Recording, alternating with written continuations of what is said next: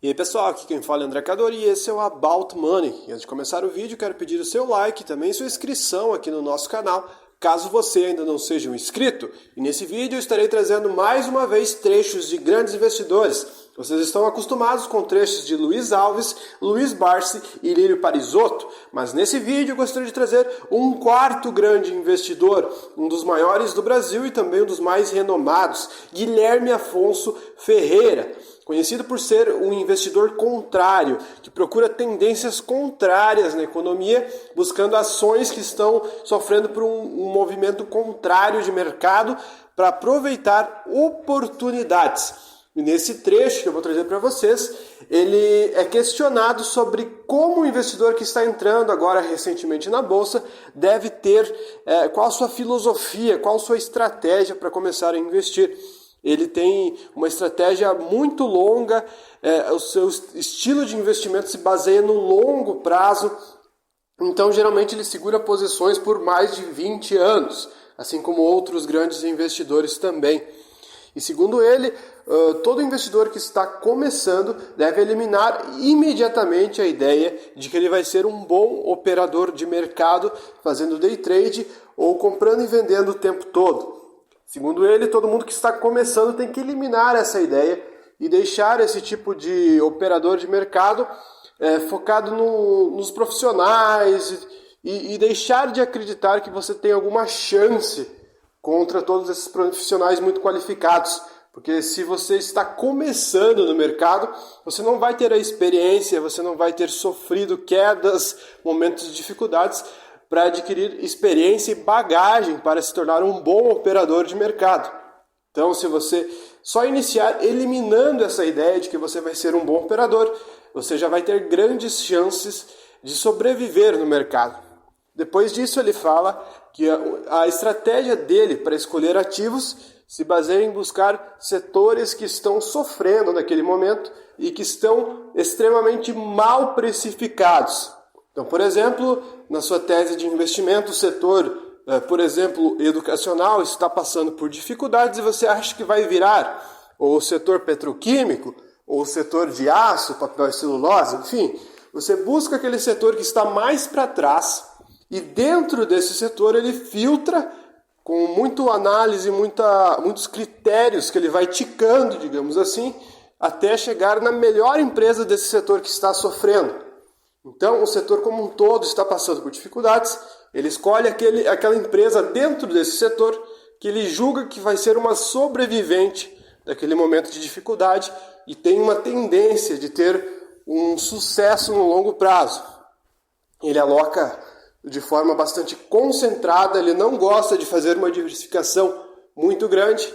Segundo ele, ele teria 5 empresas, mas devido a não ser só ele que escolhe isso, ele acabou tendo 10 no momento que ele dava essa entrevista, que é uma entrevista recente, foi postada recentemente no canal do Thiago Reis, que ele dá essa entrevista. E dentro dessa diversificação um pouco mais concentrada, ele escolhe empresas que ele acredita legitimamente que vão passar por um momento de correção de preço, onde o mercado vai passar a olhar positivamente para essas empresas. Segundo ele, depois que você toma essa decisão, você tem que ser firme na sua estratégia. Você não pode ficar mudando de ideia o tempo todo. Você tem que ter uma ideia fixa e manter a posição, não importa quanto tempo leve, desde que você acredite e tenha convicção na sua ideia inicial. Segundo ele, o mercado passa por volatilidades muito agressivas que não tem nem sequer a ver com o mundo real ou com o que a empresa de fato está vivendo naquele momento. Às vezes a empresa está passando por um momento excelente e a cotação está caindo. Então você tem que se basear no mundo real. A sua tese tem que estar baseada no que de fato está acontecendo com as empresas e não com a volatilidade do mercado. Segundo ele, você tem que excluir os jornais da sua cabeça e não ficar acompanhando cotações o tempo todo, porque elas só vão fazer você mudar a sua tese ou desistir dela. Portanto, é melhor que você use o acompanhamento das cotações apenas na hora de comprar e de vender. Nesse meio tempo que você vai carregando suas posições, é interessante que você tenha uma certa amnésia com relação aos preços de tela. Então você tem que basicamente esquecer toda essa volatilidade. Não importa se você comprou uma ação acreditando que ia acontecer alguma coisa e ela acabou caindo, sei lá, 40%, 50%. Se a sua tese estiver certa, mesmo que leve um certo tempo, essa ação pode se multiplicar em tantas vezes que essa desvalorização não vai significar absolutamente nada no seu patrimônio. Só que como as pessoas têm uma visão de mais curto prazo, geralmente elas verem uma ação que caiu tanto assim, elas já desacreditam na sua tese, vendem as participações, falam que a bolsa é um cassino e nunca mais investem. É muito difícil você encontrar pessoas que aguentem essa volatilidade e mantenham firme a sua estratégia até o final. Basicamente a gente vê isso só em grandes investidores. E segundo o Guilherme Afonso, você tem que ser fiel até o final à sua estratégia, porque uma hora ela vai acontecer e tudo vai dar certo. Portanto, o estudo e a análise inicial deve ser muito intensa e você tem que se dedicar bastante para não se arrepender lá no futuro, caso a sua tese não esteja andando tão corretamente como você esperava. Mas enfim, fiquem com um corte, deixem o seu like se vocês gostarem do vídeo e fiquem com um trecho de Guilherme Afonso Ferreira. Assim, na hora de decidir se vai colocar na carteira ou não, o que você costuma olhar que você acha que poucas pessoas olham? Então, estou olhando primeiro a indústria. Primeiro que tudo a indústria e segundo, dentro daquela... o que está sofrendo. Sempre a gente está olhando por que está sofrendo, as coisas que estão mal precificadas. Uma indústria que por acaso esteja mal precificada, e foi o caso de banco, mas eu incluo rumo nessa conta hoje. Uma indústria que está mal precificada. Dentro da indústria, a gente procura aquela indústria, aquela companhia que atenda a opção de critérios, competência, que a gente possa influir, não sei o que, isso é normalmente. A grande diferencial, e que eu sou da B3, um dos conselhos, estou na B3.